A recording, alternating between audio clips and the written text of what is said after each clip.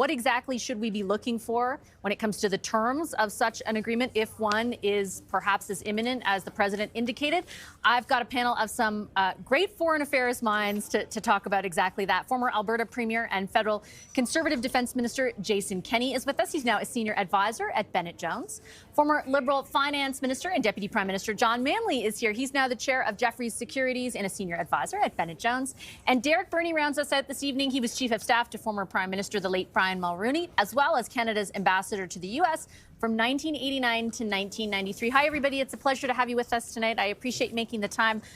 Mr. Kenney, I'll start with you. The UK deal has been criticized by some trade experts for, not basically eliminating all tariffs, for the UK to agree to some level of tariffs. There seem to be some indications from the Canadian side today that because of Trump's adherence to tariffs as an economic policy, the same might be true for whatever Canada agrees to. What are your thoughts on that possibility?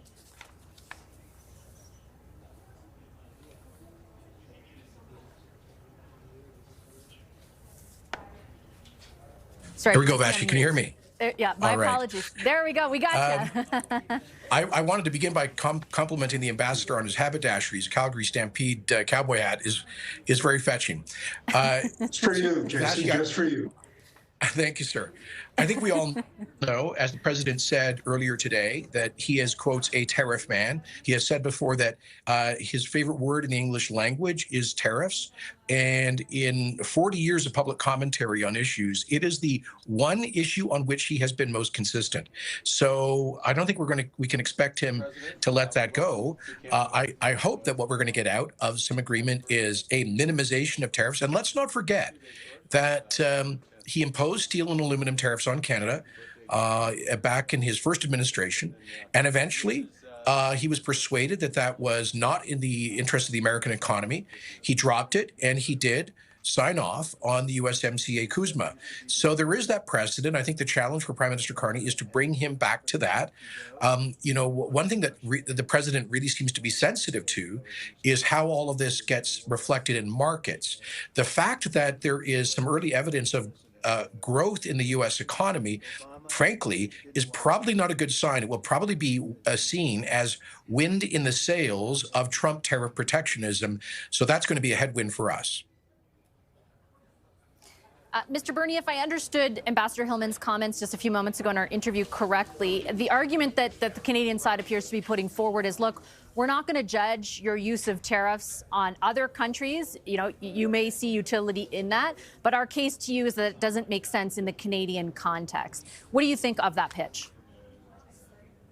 Position the government's taking, because that is the truth. We have an agreement with the United States right now, which reduces almost all of the tariffs between our two economies. So for us to backslide on that under whatever pretext is not something we should be jumping into. So I'm comfortable that the government is not responding quickly to the enthusiasm that we're seeing other countries, getting modest relief from the tariffs. We don't deserve modest relief. We deserve what we negotiated, and we should stick to our guns on that. And I'm quite sure the government intends to do that. Although, it's never easy dealing with Donald Trump.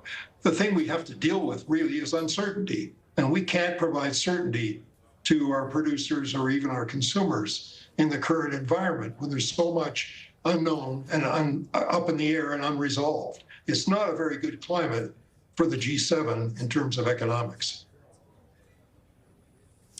Speaking of that uncertainty, Mr. Manley, I wanted to get your perspective on, let's say, for the sake of argument, there is, and it sounds like from all sides that the possibility very much exists, this sort of so-called trade pact that we agree to. Is that enough to provide the kind of certainty that industry and business in this country need? And I ask because the deal might provide a sense of stability, but we still have somebody on the other end of it who, as Mr. Burney and Mr. Kenney point out, if I could put it kindly, is very mercurial in nature. Well, that's right. And as Derek said, we did have an agreement with him before. And his first day in office, he breached it. So do we have a reliable counterparty is part of the question. But I also think there are a couple of different outcomes here, and some are going to be better than others. I think for Canada, we absolutely want to have a preferential access to the U.S. market, something that we have enjoyed with Mexico compared to all other economies in the world. Secondly, we need some stability and certainty. And despite what you say, Vashi, about the uncertainty of having Donald Trump as a counterparty, at least to have a long-term agreement, not something which the current framework would result in, where we're reviewing it every year. If we don't, confirm that we want something that's more or less permanent. I think that adds to the uncertainty. And the third thing, I think we absolutely have to get a workaround with the sector-specific tariffs. Steel and aluminum and automotive, we need to get those fixed. Now, they had some demands that we all anticipated before the U.S. election ever occurred. We were going to deal with USMCA regardless of who won the presidential election. And we knew that our dairy policies, our digital services tax, our weak spending on defense were all going to be issues, even if Kamala Harris had been elected president of the United States. So we should not be surprised to hear making demands on those things. I want to switch gears, if I may, Mr. Kinney, to sort of the other issue beyond the bilateral economic relationship that's going to be discussed, and that's mostly tomorrow. That's, a lot of sort of things that are happening in the world, more largely, for example, what's going on with Ukraine, with Iran and Israel. There was a moment today ahead of the meeting with Prime Minister Carney that President Trump referenced quite at length, actually, Russia's absence from the G7. I just want to play a little clip of that and then get some perspective from you. Let's take a listen. The G7 used to be the G8.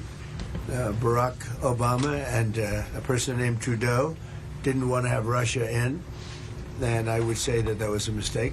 You have your enemy at the table. Even I don't even consider him. He wasn't really an enemy at that time. There was no concept. If I were president, this war would have never happened. But likewise, if he were a member of what was called the G8 at that time, it was always the G8, you wouldn't have a war right now. I'm sure, Mr. Kenney, you can correct the record. I believe Mr. Harper was prime minister at the time that decision was made. Go ahead, yeah. a bunch of factual errors there. In fact, it wasn't always the G8. It started as the G7 in the 1970s, precisely to bring together the major democratic economies of the world as a counterpoint to the coordination going on in the Soviet bloc. And so it was a strategic response at an economic level to Moscow's imperialism. And that it was in an effort to encourage reform in Russia, in post-Soviet Russia, that Russia was invited into the G8. That was a failed experiment, because Vladimir Putin violated all of the shared values of these democracies in his invasion. I mean, in multiple ways, but most notoriously through his 2014 invasion of Crimea and de facto invasion of eastern Ukraine at the time. And that is why Prime Minister Harper, not Trudeau, led the effort at the G8 to remove Russia, and I think that was one of the great one of the great high points of Canada in G7 history. So bringing Putin in, all that does is to create an impossible group to discuss anything in terms of shared values or strategic interests. And I gather the president also talked about inviting China in. I mean, really, look, there are other fora, the United Nations being one of them, where those adversarial countries have a voice, but this is where people with common values, interests, and history can share thoughts on key strategic issues. I guess I would jump off that, Mr. Bernier, and ask you, if that is the way that historically the G7 has been viewed, how, I guess, different or useful is this G7 when, obviously President Trump on a number of those big issues, including the clip we just played, is not on the same page. And not to say that everyone has to, there has to be consensus on everything, but these are pretty specific and specific and consequential issues to have such a completely different view on. Well, Jason is absolutely right. I mean, you're talking about a war criminal. This is supposed to be a group of industrialized democracies. There's no way anybody can pretend that Russia is a democracy today. Now, President Trump makes it obvious that he would be more comfortable in a summit meeting with the Chinese and the Russians and probably the North Koreans too, because he probably has a similar wavelength with them on many issues. But he does not have a similar wavelength with the other members of the G7. And I'm quite sure that Canada and the others are going to stand firm on this. You know, Trump likes to disrupt every event he goes to that he doesn't completely control. And I see this as just another effort by him to do that. He's not going to get anywhere with it. He keeps making this nonsensical statement that the war in Ukraine would never have happened if he'd been president. Well, what relevance is that today? The war is going on. He's catering to Putin every day. And nobody can understand why. It makes no sense. Thank God Zelensky is at the G7 summit in Canada-U.S. and not Putin. Hear, hear. And he will be in attendance at a bunch of meetings. Never, Mr. Bernie. He will be in attendance at a bunch of the meetings tomorrow, in particular in Canada-U.S. and Banff. Last word to you. I gotta hit a commercial. I'm so sorry, Mr. Bernie. I want to get Mr. Manley in. Last word to you, Mr. Manley.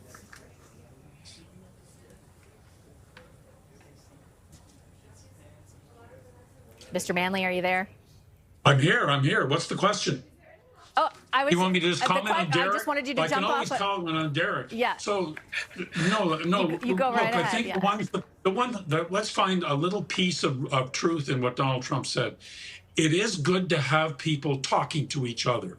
It's one of the great things about having these summits in the first place is that leaders get time separate and apart and on their own to talk to each other and to make contact. I don't think that that Vladimir Putin's on the same wavelength as the other countries in the G7. I think his exclusion was done at a time when it was not, when it was unaccompanied by enough other firm measures to really discourage him from taking the additional steps that he took a couple of years ago when he launched the full-scale invasion of Ukraine. But I've never believed in pulling our ambassadors out of countries, for example. I've always believed that at least having eyes and ears and the ability to talk to one another. Canada's done that. We've done it historically, and perhaps there's a role that we could find for ourselves to once again be some kind of intermediary. But I think seeing Donald Trump talking to Starmer, talking to Mark Carney, to the others, this is worth the price of admission, even if they don't agree. Okay, I got to leave it on that note. Thank you, everyone, for making time for the conversation. I appreciate it. Jason Kenney, Derek Burney, and John Manley.